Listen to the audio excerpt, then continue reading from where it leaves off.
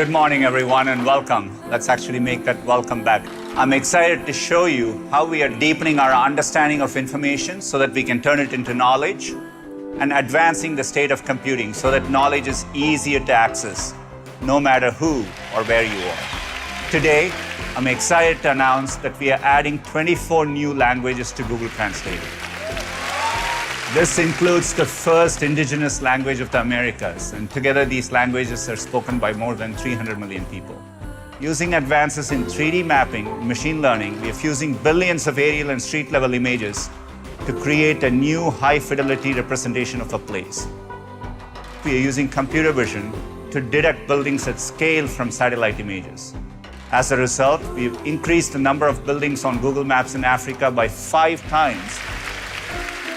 At Google, whenever I get a long document or email, I look for a TLDR at the top. TLDR is short for too long, didn't read. And it got us thinking, wouldn't life be better if more things had a TLDR? That's why we have introduced automated summarization for Google Docs. And Docs are only the beginning. We are launching summarization for other products in Workspace.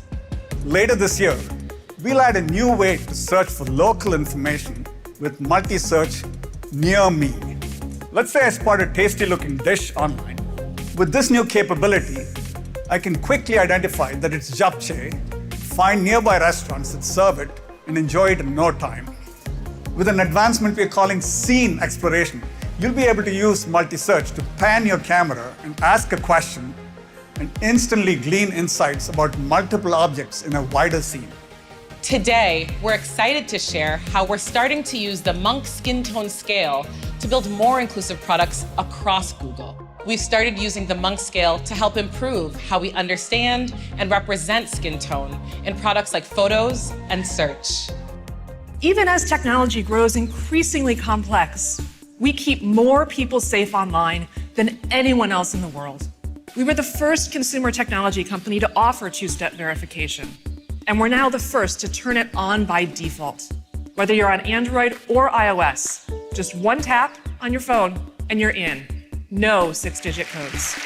We're constantly monitoring the security of your Google account to give you peace of mind. We're now adding a safety status on your profile picture. So if anything needs your attention, we'll let you know and then guide you through simple steps to ensure your account is secure. We've engineered a new technical approach we call protected computing.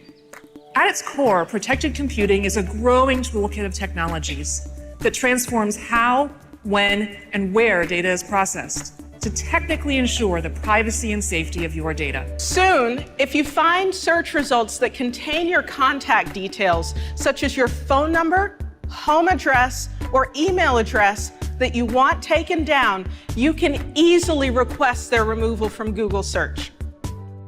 The journey we've been on with computing is an exciting one. I've always thought computers should be adapting to people, not the other way around. So we continue to push ourselves to make progress here. To share more about how we are making computing more natural and intuitive with the Google Assistant, here's Sissy. You should be able to easily initiate conversations with your assistant. First is a new feature for Nest Hub Max called Look and Talk.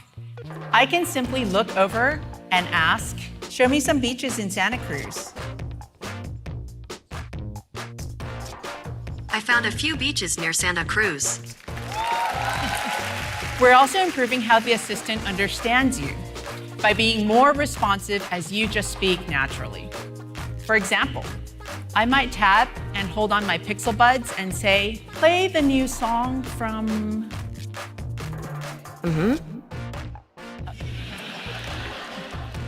Florence and the something? Got it. Playing Free from Florence and the Machine on Spotify.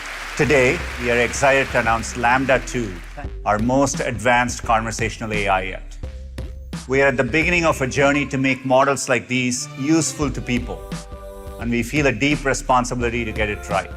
That's why we have made AI Test Kitchen. It's a new way to explore AI features with a broader audience. This demo tests if the model can take a creative idea you give it and generate imaginative and relevant descriptions. And this will be the first ever live demo of Lambda from stage. I'm going to tap Start, and this is a project I've been thinking a lot about lately. Plant a vegetable garden. I'll send this off to Lambda, and there it is. On the fly, it's come up with these different steps and broken it down into this list of subtasks. One of the other things Lambda does is not just break down lists, but you can generate a tip. So here, when I tap Generate a Tip, it's never seen this one before, actually. It's telling me if I have a small yard or patio. It gives me different vegetables I might be able to grow. You can see all the different pathways that Lambda is helping me think through and giving me tips along the way. As you just saw, Lambda 2 has incredible conversational capabilities. To explore other aspects of natural language processing and AI, we recently announced a new model. It's called Pathways Language Model, or PaLM for short. It's our largest model to date and trained on 540 billion parameters. And when we combine that scale with a new technique called chain of thought prompting, the results are promising. Chain of thought prompting allows us to describe multi-step problems as a series of intermediate steps. Now, if we ask the model how many hours are in the month of May, it actually answers correctly. Recently, we announced plans to invest $9.5 billion in data centers and offices across the US. One of our state-of-the-art data centers is in Mays County, Oklahoma. I'm excited to announce that there we are launching the world's largest publicly available machine learning hub for all our Google Cloud customers. We hope this will fuel innovation across many fields, from medicine to logistics, sustainability, and more. And speaking of sustainability, this hub is already operating at 90% carbon-free energy. This is helping us make progress on our goal to become the first major company to operate all our data centers and campuses globally on 24/7 carbon-free energy by 2030. Android 13 builds on our Material U design language, so your phone has even more ways to adapt to your style.